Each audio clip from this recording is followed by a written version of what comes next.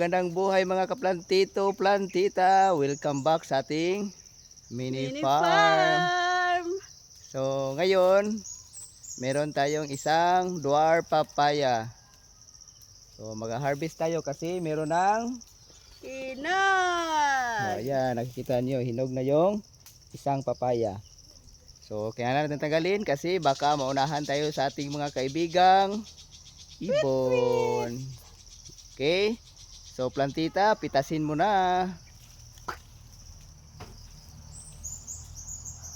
So pa-shout out nga pala sa aking mga estudyante sa grade 11